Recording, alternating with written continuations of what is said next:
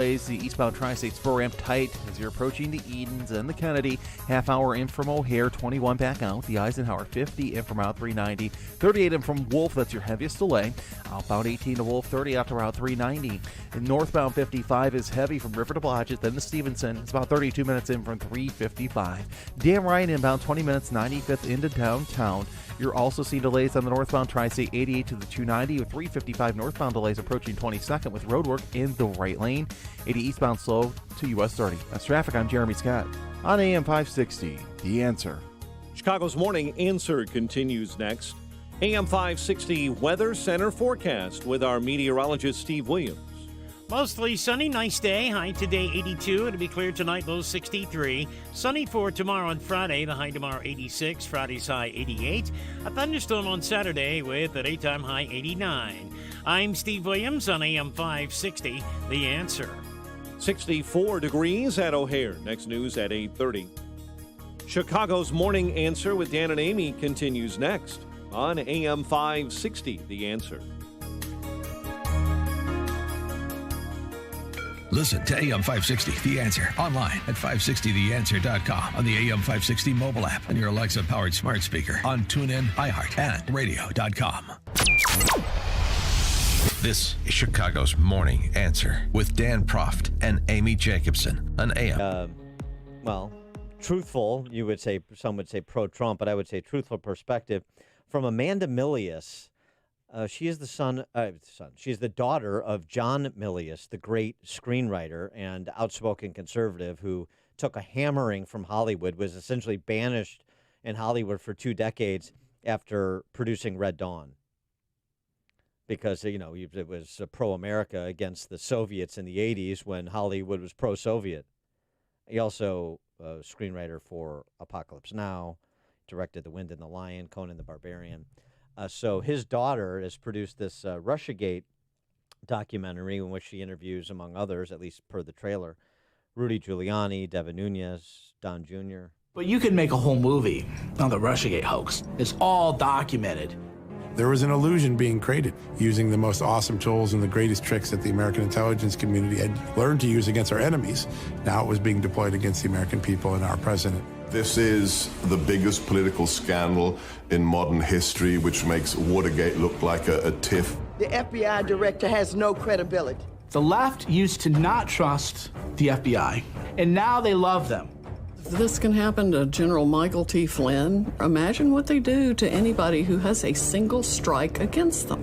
That was, of course, Sidney Powell, General Flynn's attorney. So this, against the backdrop yesterday of the Senate Intel Committee issuing their findings after a 3-year inquiry, the coverage was very interesting. For example, Yahoo News. Trump's 2016 campaign chair communicated with Russian intelligence, bipartisan Senate panel finds. This is to fuel the Russian collusion conspiracy theory. This is agitprop from the press purposely missing the forest for the twigs so they can hang on to something that says, see, we were right. We weren't off base. Well, the top line from that report, there is, quoting, bipartisan report, that same bipartisan report as it was described by Yahoo News, absolutely no evidence that then candidate Donald Trump or his campaign colluded with the Russian government to meddle in the 2016 election. That's the top line. That's buried in the Yahoo News story. Of course it is. Tom Cotton saying in a statement, it's now time to shift our focus to the many national security threats facing our country instead of relitigating the 2016 election. Just because Russia failed this time doesn't mean it won't keep trying. Well, of course, that's true. There is the inclusion in this report that then Trump campaign chairman Paul Manafort, now in the clink, was communicating with pro-Russian oligarchs in Ukraine, including Russian national Konstantin Kilimnik. And on numerous occasions, the report states Manafort sought to secretly share internal campaign information with this Russian national in Ukraine. Taken as a whole, Manafort's high-level access and willingness to share information with individuals closely affiliated with the Russian intelligence services, particularly Kilimnik and his associates, represented a grave counterintelligence threat. They characterized Papadopoulos as not a witting co-optee of the Russian intelligence service, but presenting a prime intelligence target. Ultimately, though, they come to the same conclusion that the Mueller investigation did. No evidence of any collusion by Trump or Trump campaign officials. In addition, the report also concludes deeply troubling actions taken, quote, by the FBI during their investigation into the alleged collusion, particularly their acceptance and willingness to rely on the Steele dossier without verifying its methodology or sourcing. That's also buried in the D.C. press corps coverage of this. For more on it all, we're pleased to be joined by our friend John Solomon, justthenews.com. He's an award-winning investigative journalist who founded justthenews.com. He's got a new book out, Fallout, Nuclear Bribes, Russian Spies, and the Washington Lies That Led to Trump's Impeachment. It's very rhythmic. John Solomon, thanks for joining us. Appreciate it. It's a pleasure to be with you. So you heard my characterization of sort of the findings of the Senate Intelligence Committee. Number one, is that a fair representation? And number two, should it have taken 3 years to get to this? Probably not. I think Devin Nunes got it done in less than a year at the House Intelligence Committee. It turns out he was right, despite all the media's protestations. Otherwise, it's the third investigation in 2.5 years that has confirmed that the Trump campaign did not collude with Russia and that the FBI, not slightly, but seriously misbehaved in its effort to try to prove collusion. So that's the top line. That's what history will remember. Now, there's a very specific jarring headline that all the media are going with today as they cling to the remnants of their failed Russian narrative, and that is Konstantin Kilimnik was a Russian intelligence officer. This report says Mueller assessed a little bit differently. He just said that he's believed to have contacts with the Russian intelligence. So this report goes further in identifying this guy Kilimnik, who worked for Manafort for years.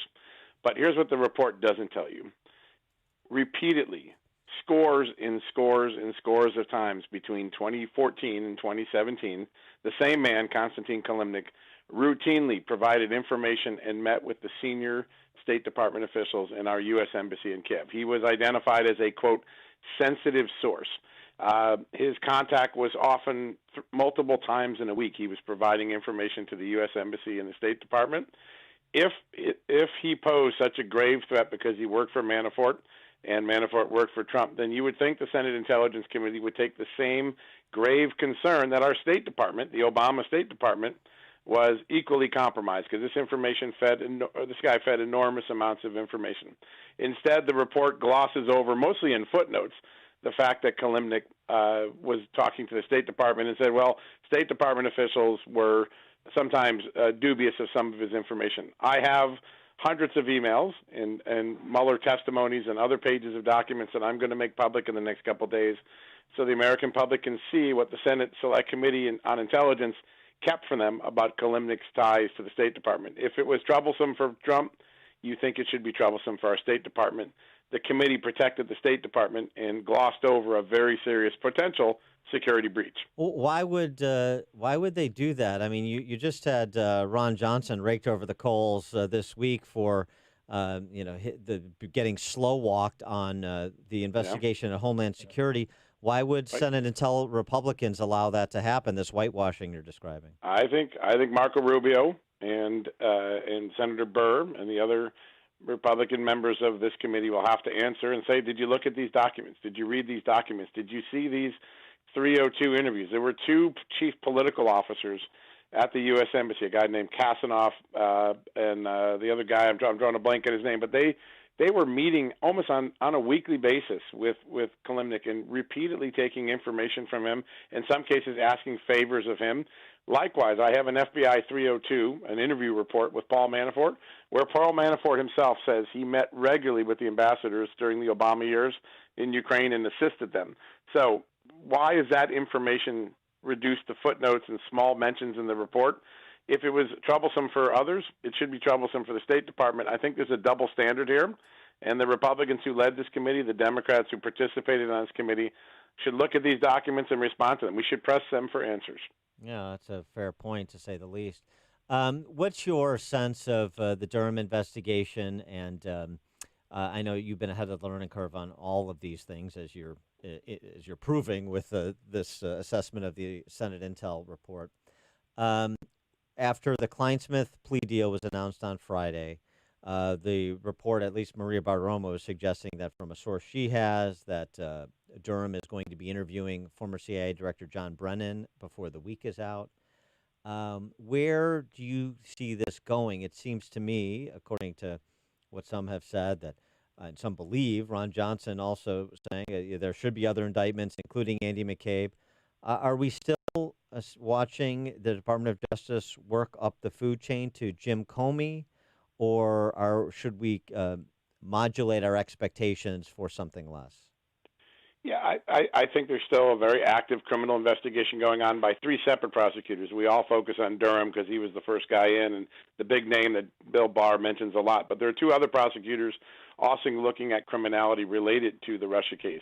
A guy named Jensen, U.S. Attorney Jeff Jensen, is looking at illegalities potentially used against Mike Flynn in the investigation of Mike Flynn. That's separate of Durham. And then there was an attorney, U.S. Attorney John Bash of Texas, who's investigating not only unmasking, but the potential illegal searching of Americans' phone records in the NSA database. I think the combination of those three prosecutors will produce some additional criminal charges in the coming weeks and months. I think in this criminal information that was filed against Kleinsmith on Friday, there is an acknowledgement of an earlier crime. So Kleinsmith is accused in June of 2017, as the last of the 4 FISA warrants was being approved, of doctoring a document to hide the fact that Carter Page was a CIA asset, not a Russian stooge. Pretty important point for the court to have known, and it was kept from it. But very craftily, John Durham puts into the criminal information that same information was transmitted all the way back in August of 2016, 2 months before the first FISA warrant was produced, and it was kept from all the FISA warrants. That means someone in an earlier time frame, before Kleinsmith, chose to hide that from the court. That becomes a crime, a fraud on the court. I think John Durham was signaling that there are more shoes to drop in his investigation. Well, there's something else about that, too, because Kleinsmith wasn't a complete idiot. He made sure that other individuals at FBI got copies of both emails, the actual email as well as the doctored one, so that makes them complicit. It does. I mean, you can't blame incompetence for this for two reasons. They already knew that the document that Kleinsmith altered was false because they had been briefed in August of 2016, before any FISA warrant was submitted to the court. It means that other leaders, other people who were in the chain of command approving the FISA warrant, submitting it to the Justice Department, going before the court and swearing it's verified, knew that the information they were presenting to the court was false through omission. Not telling the court that the guy they wanted to investigate, Carter Page, was actually a CIA asset is a gigantic omission, a gigantic failure. And I think that John Durham stuck that information into this criminal information to make it clear he sees other crimes, that this isn't the only crime he sees, and I will have to wait and see if he brings more charges. Well, if it's a crime for Kleinsmith, then how can you not look at the hierarchy? Remember, this isn't just any, one of many, many investigations we have going on at the FBI. This involves, obviously, the entire senior leadership of the FBI because you're investigating a presidential candidate, for goodness sakes. So if McCabe and Comey knew, how do they not get indicted? Yeah, it's a great question. I mean, what we'll have to wait and see. The information that is now public doesn't identify who in the Operation Crossfire Hurricane chain of command knew this information. It just says that the leadership of the Crossfire Hurricane was aware of it. Depending who knew it and when they acted will ultimately come down to who gets indicted, right? It's that level of detail that prosecutors have to go and prove before a grand jury. But I don't believe it's an accident that John Durham went out of his way to mention that. You didn't need that information to charge Kleinsmith. It was thrown in there to make clear that this was an ongoing and continuing fraud on the court, that Kleinsmith's crime in June was at the back end of a long conspiracy to defraud the FISA court. And I think that that's the sort of case, what I'm hearing from witnesses who are being interviewed, that's one of the questions that they're being asked. Was this a conspiracy to defraud the FISA court? And I think that we'll stay tuned. I think in mid-September we may get more answers. You speak swamp, so give us your translation of Bill Barr. Bill Barr saying the story will be told before November so that the American people know what happened. And as you point out, that doesn't just mean with the Durham investigation. That means with all three investigations that are running concurrently. And so The story will be told. It doesn't put an artificial deadline on any of the investigations. Translate for us what that means. We're going to have the complete picture of all of these topics, from Flynn to Spygate to unmasking and everything that was going on in the campaign. And then in early 2017, that will be laid out, even if the investigations are not complete, even if additional charges have yet to be filed. That is clearly what the Attorney General has said, very clearly. There wasn't any ambiguity about what he said. You quoted him exactly right. There are only two vehicles that prosecutors have to tell a story, because they can't leak, at least they're supposed to. Now, that wasn't the case under the Obama administration. But here in the Bill Barr Justice Department, there really haven't been leaks. There are two vehicles. There are indictments and criminal charges that you file that often could tell a great narrative. When Mueller filed the charges against the Russian hackers, it told a great story. It was also a criminal indictment, but it told a great story. You're either going to do it in court, or there's going to be a special report produced that Bill Barr releases, and it's unclear whether it's one or both.